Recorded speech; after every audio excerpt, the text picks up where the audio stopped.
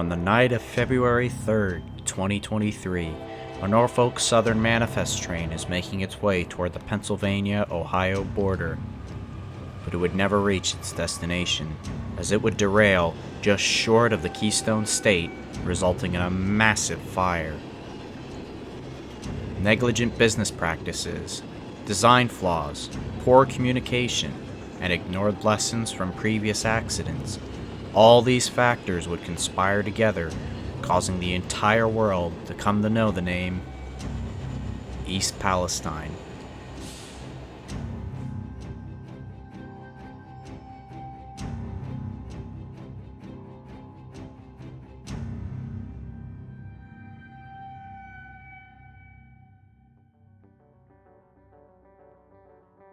East Palestine is another one of those American small towns where it only musters a population of around 4,761 as of 2020, and being the kind of town where nothing much really goes on. Originally named Mechanicsburg, it was renamed in 1833 after the Middle Eastern region of Palestine. The name was changed as part of a religious nomenclature in the area, including areas like Enon Valley, Medina, New Gailey, and Salem. However, the name, Palestine, Ohio, was already taken for a town in the western part of the state, so the name was changed again to East Palestine in 1875. For decades, this sleepy Columbiana County town would be relatively quiet, but all that was about to change forever. Now, when it comes to any train wreck, it's bound to stir any kind of attention, partly because they're a rare occurrence, and even for first responders, it's often a once or twice in a career. East Palestine was no exception, but it took it to the 10th degree. The amount of finger-pointing, mass media headlines, fear-mongering speculations, conspiracy theories, even political propaganda that spewed from this very accident can be exhausting to decipher. But with the National Transportation Safety Board, or NTSB's official final report that was recently released, we can shove all of that aside to focus on what actually happened, why did it happen, and what was done to prevent it from ever happening again. Our story begins in Madison, Illinois on the 1st of February 2023 at the Madison Yard owned by the Terminal Railroad Association of St. Louis. Norfolk Southern Train 32N, a general manifest train, was being prepped for its journey toward Norfolk Southern's Conway Yard in Conway, Pennsylvania, not far from Pittsburgh, working a few yards along the way. The train consisted of 3 General Electric AC-44C6M diesel locomotives, numbered 4178, 4224, and 4412. Originally members of the Dash 9 series, they were rebuilt with AC traction and new cabs in the early 2010s. The train departed at 10:14 p.m., eventually stopping at a yard in Decatur, Illinois at 6:10 a.m. on February 2nd. The train worked the yard, dropping 55 cars from the consist and adding another 40 to the rear of the train.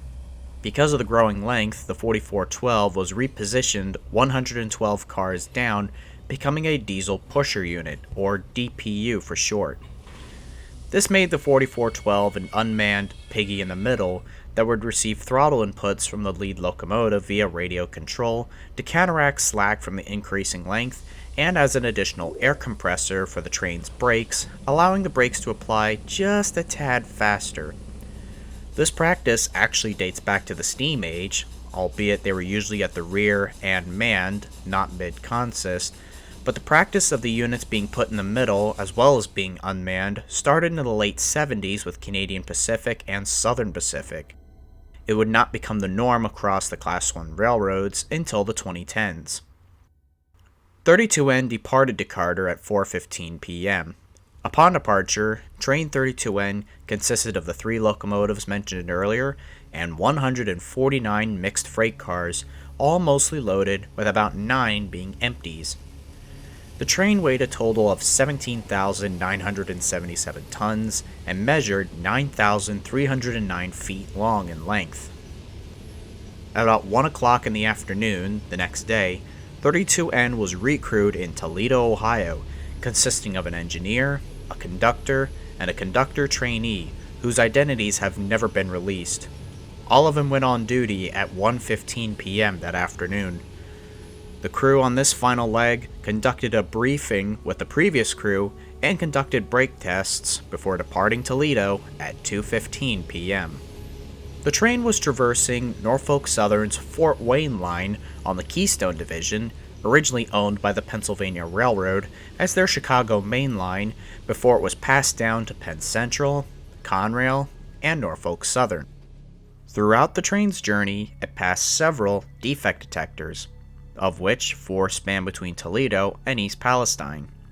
These idle computerized sentries scan each train as they go past, checking every parameter that could go wrong, from dragging equipment sliding in or adjacent to the track, car width and height profiles in case of close clearances, and hot axle bearings known as hotboxes. This will be explained later. The first detector was at milepost 79.8 in Sebring, Ohio, equipped with both hotbox and dragging equipment sensors. It recorded relatively normal data, apart from one slight abnormality on GPLX 75465, a hopper car that was 23rd in the consist. A temperature of 38 degrees above ambient on the right side bearing of the 101st wheel set to pass the detector. This corresponded to the left side bearing on the first axle of this very car. It also recorded a temperature of 20 degrees above ambient on the right side bearing of the same axle, a rather normal reading. For context, the weather that night was about 18 degrees with a very light accumulation of snow, but the wind was very calm. These low numbers, though, couldn't possibly trigger an alarm, so the detector read as follows. Norfolk Southern, milepost 79.8. Track 1, no defects. So far, no danger. Next was milepost 69, located in Salem, Ohio.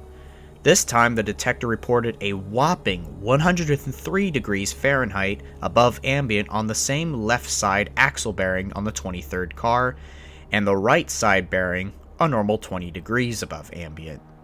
This still didn't alarm the crew, broadcasting again, Norfolk Southern, milepost 69.01. Track 1, no defects. However, it did send a non-critical alarm to the desk of ATC, or Automatic Train Control, warning the wayside help desk that either the detector was malfunctioning or something was possibly wrong with this very car. This will also be explained later, but this was no malfunction. A security camera nearby showed that the bearing wasn't just hot, it was literally burning. The third detector was at milepost 60.8 in Letonia. However, the hotbox was invisible to it, as this detector was only equipped to detect dragging equipment, likely being an old Conrail era model dating back to the early 1990s. NS detector, milepost 60.8, no defects. At about 8:52 p.m., 32N reached the fourth and final detector at milepost 49.81 in East Palestine, Ohio. According to the locomotive's black boxes, the train was traveling at about 43 miles per hour, track speed being 50 miles per hour. Less than a minute later, this hotbox detector recorded an astonishing temperature of 253 degrees above ambient on this very bearing mentioned already. That was more than enough to trigger an alarm. Critical alarm. Critical alarm. Critical alarm.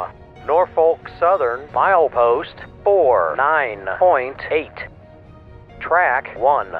Hotbox, axle 101 south, rail. Immediately following this, the engineer, complying with standard procedure, began to slow his train down, using the dynamic brakes on the locomotives. But 2 minutes later, as the train was still slowing down, passing over the detector, disaster struck.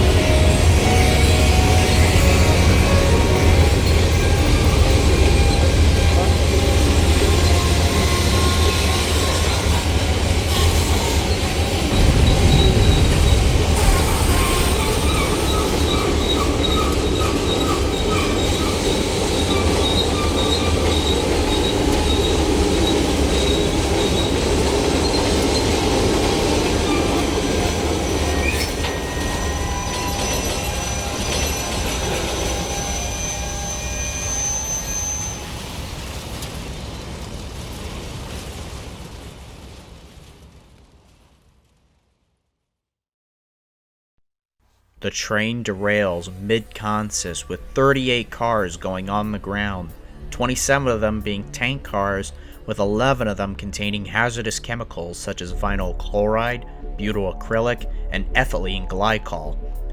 The resulting derailment punctures at least 3 of them, which ignite into a ball of fire. The remaining cars didn't derail, but some were surrounded by the flames and smoke.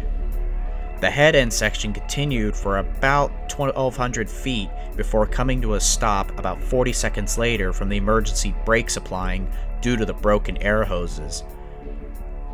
The crew radioed the Cleveland East dispatcher reporting the emergency, who later confirmed it at 8:56 p.m. and spread the word to other trains in the area to prevent them from colliding with the wreckage site. The train crew also obtained permission to separate the lead locomotives from the consist and move them to a safer distance at 10:17 p.m. They moved about a mile from the fires, and then again putting them about 26 miles from the fires at 11:54 p.m. A state of emergency was declared in Ohio after a train derailment and fire Friday night. Officials say 50 cars on a Norfolk Southern railroad train carrying hazardous material derailed, resulting in a massive fire. Officials said no injuries or fatalities have been reported, and the Environmental Protection Agency is monitoring air quality with no problems so far. 911 calls eventually reached emergency dispatch operators reporting the train derailment and subsequent explosion. 48 agencies were involved in the emergency response, including fire departments from neighboring communities and hazardous material teams from East Liverpool, Ohio, and Beaver County, Pennsylvania. Shortly after arriving on the scene, on the deputy fire chief's instructions, the East Palestine Fire Department began spraying water over the burning rail cars, which proved ineffective. What was also ineffective was the communication on both the first responders front and Norfolk Southern. East Palestine Emergency Dispatch called the Norfolk Southern Dispatch Center in Atlanta, Georgia, to receive the consist information on the train. The individual who answered the phone said that they would call back later. They never did. Also, according to the NTSB, the emergency response agencies in the area did not have common radio channels, making effective coordination and communication an extreme challenge, as if you were playing hot potato on different frequencies. Also hampering efforts was the fire made the hazmat placards on the tankers either impossible to read or burn away. The delays in Norfolk Southern transmitting train consist information to emergency responders also increased the risk to the public and the firefighters fighting the blaze. Shortly before 10 p.m., the Norfolk Southern Northern Regional Hazmat Manager finally emailed the consist for 32N to the Columbiana County Emergency Management Agency Director, who, as stated before, requested the information over the phone, not over email.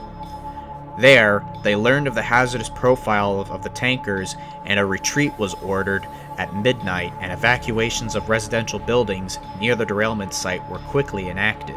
Residents, if you have not evacuated, please leave the area. If you have to come to East Palestine, don't. Stay out of the area. The wireless emergency notification system also advised residents within 1 mile of the derailment site to shelter in place. Toxic smoke could be seen for several miles as these noxious chemicals burned. The next day, there was a fear that 5 tankers full of vinyl chloride were running the risk of a BLEVE, short for boiling liquid expanding vapor explosion. These are caused when a flammable liquid, such as those in the fire, or fuels like gas, are contained in a vessel and reach a temperature way beyond their boiling point, and without adequate venting, can result in a massive explosion. Past explosions had occurred in similar nature, such as in Murdoch, Illinois in 1983, when a Baltimore and Ohio train derailed carrying isobutane and liquefied petroleum gas. First responders here wanted to prevent a similar fate. Some tanker cars were equipped with pressure relief valves that would pop open to relieve the pressure, preventing an explosion. Some had already activated on some of the tank cars, but it was thought that on one of them, OCPX 80-179, was quote-unquote gummed up or jammed as a result of the aluminum shavings melting and polymerization occurring within the tank car. Despite expert opinion from the shipper of the vinyl chloride, oxyvinyl, stating that couldn't actually happen, it was decided to vent the tanks anyway. Using small explosive charges and a flare, the remaining chloride was burned and released. This resulted in volcanic-like smoke clouds rising into the air, and unfortunately, a portion of it leaked into the nearby streams, killing thousands of small fish, leading to premature pet deaths 10 miles away, and causing residents to complain of nausea, breathing difficulty, and other issues, but this was largely downplayed and covered up by local media sources. It's obvious nothing is safe yet. Throughout air and water testing, the EPA and the railroad continue to say its results are no cause for concern, even despite independent researchers saying results they found are cause for possible long-term health effects. I'm raising 3 granddaughters. They've had rashes, they've been sick.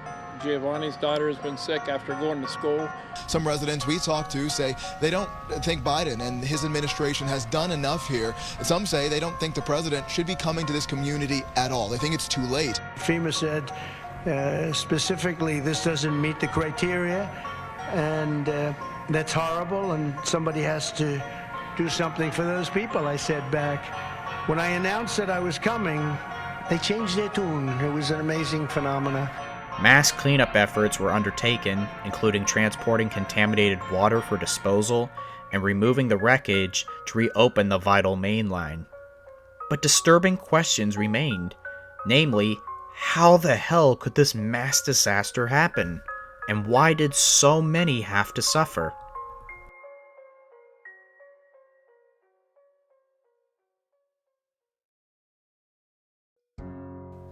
Let's start with the suspect hopper, GPLX 75465. This car, built in 1997 by Trinity Industries, was leased to Brackenham America Incorporated. This car was fitted with roller bearings for its axles made by the Timken Company. Back in the old days, on predecessor cars, these bearings used to be made of brass journals that spun in place, being lubricated with a grease and cotton packing. Occasionally this would need to be topped up every once in a while, like changing the oil in your car. Otherwise, the bearing could overheat and seize, resulting in what's known as a hotbox, where smoke or flames would pour out of the journal box, and if the train wasn't stopped to deal with the fire, the bearing would break, taking the axle with it, derailing the train. Starting in the 1940s, these were replaced with roller bearings, which eliminate the packing altogether and are generally more reliable. Timken recommends moving the equipment one rail car length every 6 months to distribute lubricant over the bearing surfaces. However, when the NTSB looked into the car movement data via the CLM system spanning 10 years, they revealed the car had a long streak of bad luck. Movement is recorded by the CLM system only when a rail car passes a reader on the main line, meaning that CLM records typically do not include movement within yards. Records show that the hopper car ended up laying over in La Porta, Texas, and did not pass a mainline reader for 2 periods, exceeding 6 months. Additional records from the yard in La Porta, where the hopper was located, indicated that it was moved within the yard during these periods, the longest being about 4 months. While the car was in La Porta, Hurricane Harvey made landfall in southeast Texas, dumping 37 inches of rain over late August and early September of 2017. Records also show that the car was in Baltimore, Maryland from June 1st, 2016 until August 7th, 2016, where it once again suffered severe weather during this period, including thunderstorms in June and July. According to the Timken guidelines for bearings in service, lubricant containing water is destructive to roller bearings, causing rapid wear. Take all possible precautions to prevent water from entering the bearing assembly. If the equipment is submerged in water deep enough that water could have entered the bearings, remove the bearing assemblies from the axles and send them to Timken for reconditioning. Rule 36 of AAR's field manual in the interchange rules states a similar reading. The NTSB hunted down for the car in the wreckage, finding its left front bearing missing at the crash site. They later found it west of the pileup and south of Main 1. The following images speak for themselves. The bearing clearly melted apart. A healthy or undamaged journal is cylindrical in shape. High temperatures and a defective bearing typically twist the journal into a conical shape and then falls off, allowing the car to drop to the ground and in this case to derail. Markings on the components indicated that the bearing had been reconditioned in June 2011, meaning that during these flood periods, the bearings were not serviced or replaced. To add insult to injury, upon surveying the rest of the equipment in the train, 25% of the cars had federal defective conditions. So it wasn't just the one car, 37 cars within the consist had issues that should have put them out of service. Despite that glaring oversight, why did it seem the detectors didn't alarm? Defect detectors have several methods of scanning for a defect such as this. As stated before, the train passed 4 detectors, 3 of which were the Progress Rail Micro HBD CPU Model 3. All these had hotbox capable sensors. As the train enters the detector, an infrared sensor measures the temperature of the axle bearing as it goes by. If nothing's wrong, it'll issue a No defects. once the entire train clears the detector. If it detects an abnormally high temperature reading, it'll issue a critical alarm and log the axle number. It later repeats its total findings after the entire train clears the detector. Comparing with other railroads via this graph, Norfolk Southern had an average space between hotbox detectors at 13.9 miles, a non-critical alarm threshold of 170 to 200 degrees above ambient, which wouldn't alarm the crew, but anything above 200 was critical alarm threshold and would alert the crew. Quite high compared to other railroads at the time. Going back to the Fort Wayne line, Norfolk Southern actually violated their own procedures, as the distance between the 2 detectors that alarmed both non-critical and critical respectively, those being at mileposts 69 and 49, were nearly 20 miles apart. Had the detector at 60.7 in between been upgraded with hotbox sensors, it's likely the accident could have been averted, even with Norfolk Southern's undersensitive alarm thresholds. But what about that detector at 69? Instead of alarming the crew, it just sent a non-critical alert to the Wayside Help Desk of ATC.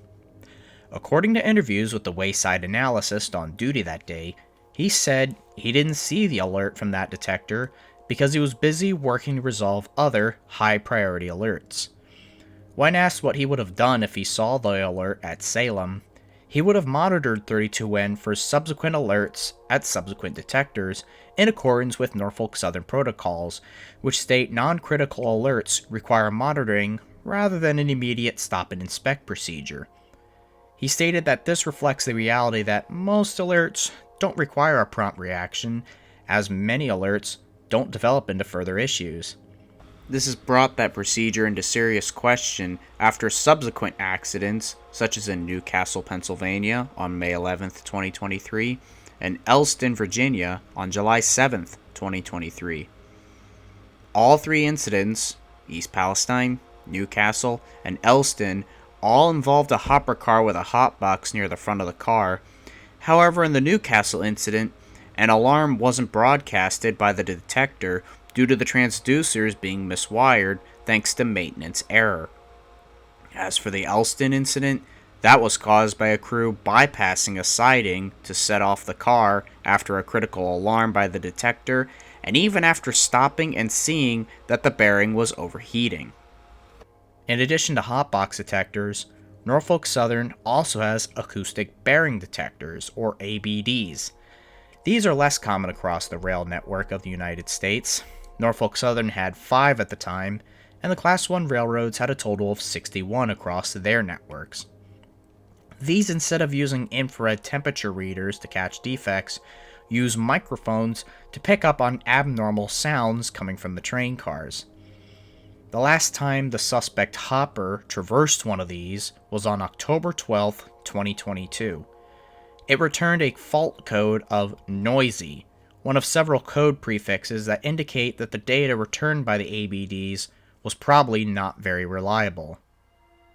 But that's not the end of the story. 3 of the tank cars carrying hazardous materials were of the .111 types. In previous accidents, these tankers were known to breach open in derailments, causing fires and chemical spills, with the biggest example being in Lac-Mégantic in the Quebec region of Canada. There, on July 6, 2013, a runaway train carrying .111s loaded with crude oil derailed in the center of Lac-Mégantic. The resulting fire killed 47 people. Back at East Palestine, the .111s found in the derailment site, both hazardous and non-hazardous, either had head shields that were half height or full height, or had no head shields at all. In this case, the tanker that started the fire was an unshielded .111 tanker loaded with butyl acrylate. This led to it being punctured and spilling its contents over a significant stretch of track, spreading the fire to other derailed cars within the consist. It also caused the pressure relief devices to actuate on .105s carrying vinyl chloride. Still, as a result of the Lac-Mégantic incident mentioned earlier, the 2015's Fixing America's Surface Transportation Act, or FAST Act, was established, which initiated a phase-out schedule to remove .111s and similar tank cars from flammable liquid services. At the end of this phase-out, by May 1, 2029, tank cars transporting flammable liquids must meet the newer .117 specifications, as the 117s offer better protection and better crashworthiness. But as it turns out, the ones in the wreck didn't meet those requirements due to the contents they were carrying, and clearly the date didn't come soon enough for some of these tankers. As for the ones that were vented and burned, the NTSB concluded they were unnecessary. When the valves activated on some of the tank cars, one of them, OCPX 80179, had a rather unusually high vent when its pressure relief device activated. Norfolk Southern interpreted it as an indication that polymerization was occurring in the tanks, and that they needed to be vented and burned. So they contacted the shipper, Oxel Vinyl, who disagreed, stating this wasn't possible.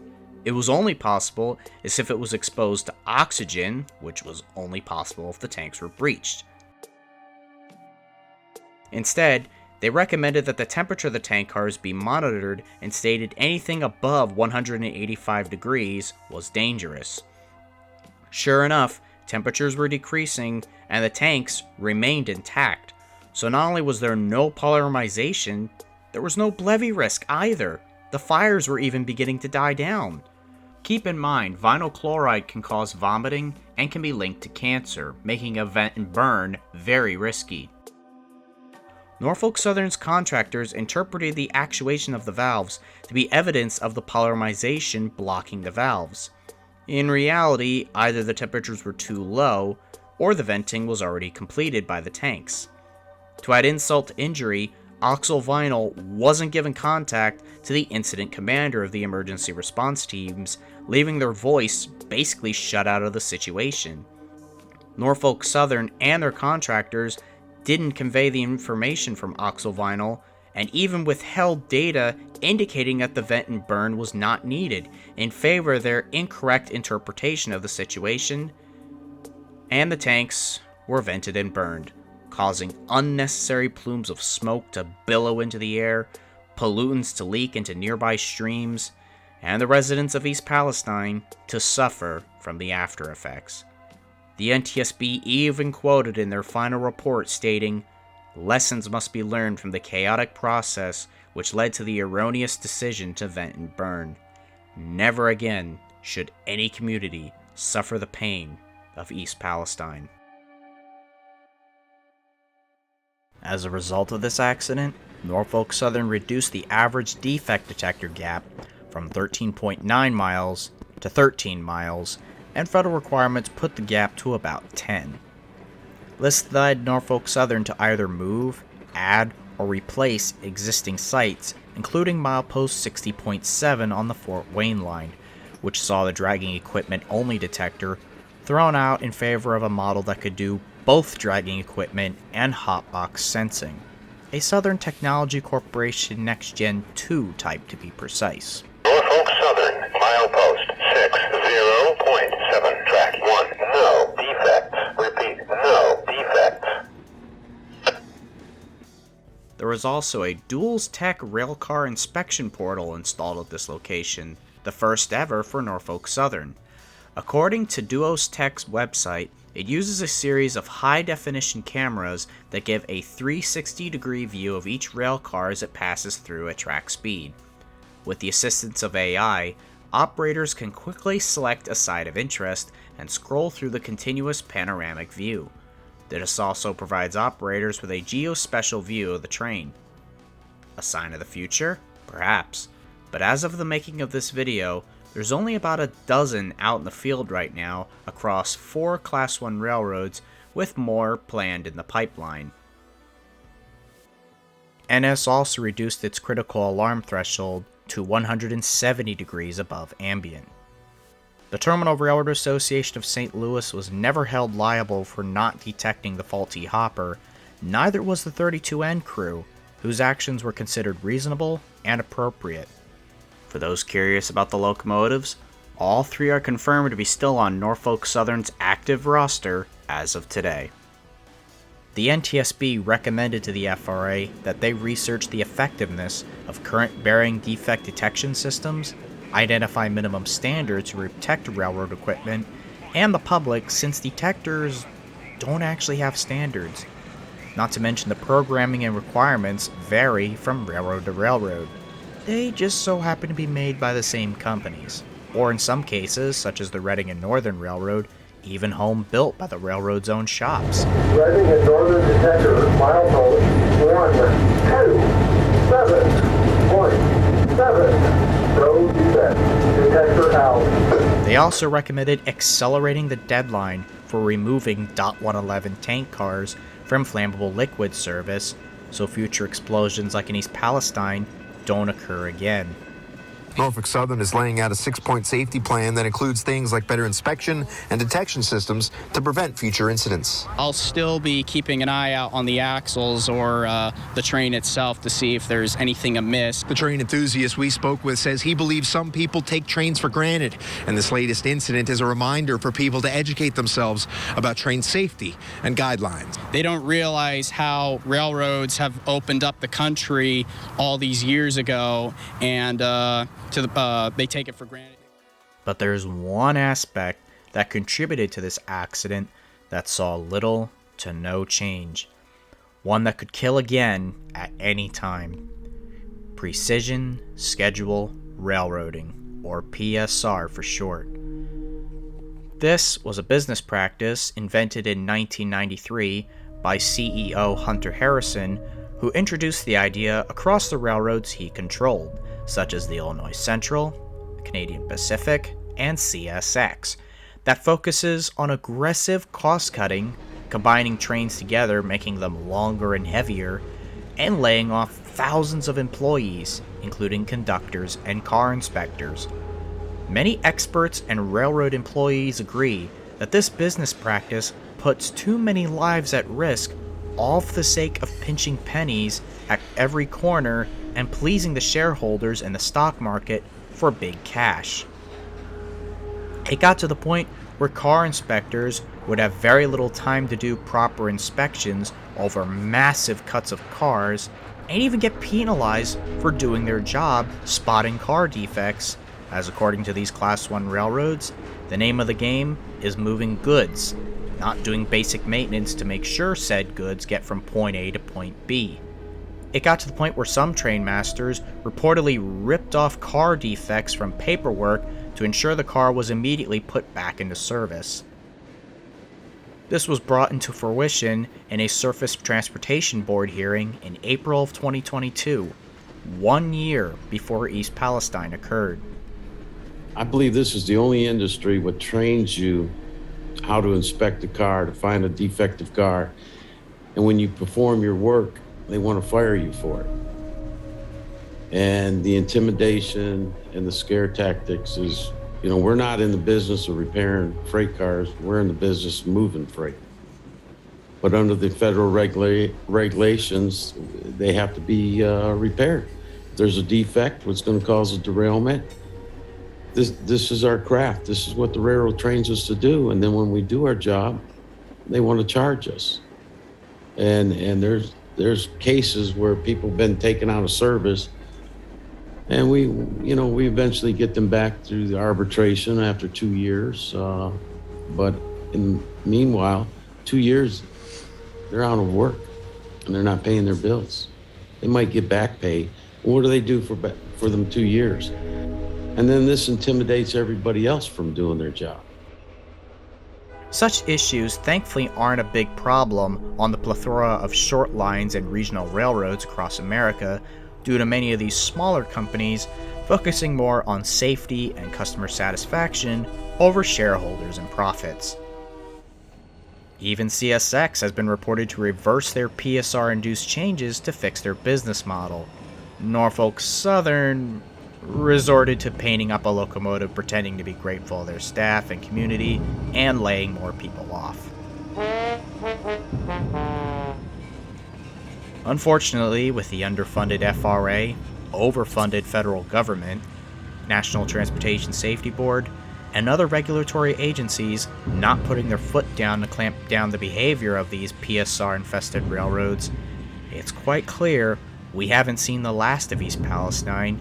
And sure enough, unless something is done, not only will we still be talking about this accident years later, but the subsequent ones that have yet to occur, even ones that could take innocent lives with them. Change is written in blood.